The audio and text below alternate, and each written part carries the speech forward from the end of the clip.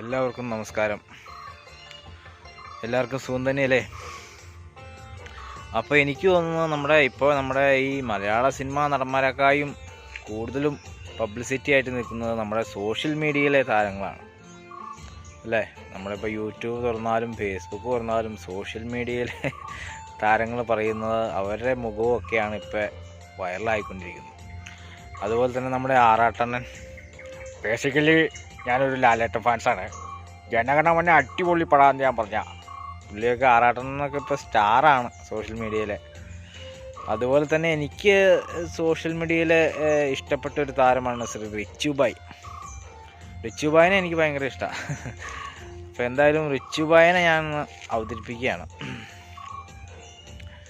എല്ലാവർക്കും നമസ്കാരം. ഞാൻ നിങ്ങളുടെ സ്വന്തം റിച്ചുബായാണ്. ഇവിടെ ചില മച്ചാന്മാർ എന്നോട് പറയുകയുണ്ടായി, റിച്ചുബായ്ക്ക് അഭിനയിക്കാൻ അറിയില്ലെന്ന്. പണവും പ്രതാപവും നമുക്കെന്തിനാ, മാസ്ക് ഉണ്ടല്ലോ, മാസ്കിൻ സേഫ്റ്റി ഉണ്ടല്ലോ.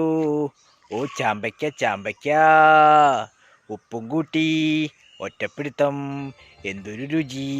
ഓ ചാമ്പയ്ക്ക.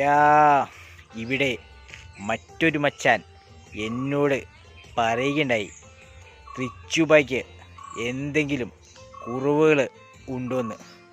കുറവുകൾ മാത്രമുള്ളൂ മച്ചാനെ, കൂടുതലായിട്ട് ഒന്നുമില്ല. അപ്പോൾ എല്ലാവർക്കും നന്ദി, നമസ്കാരം.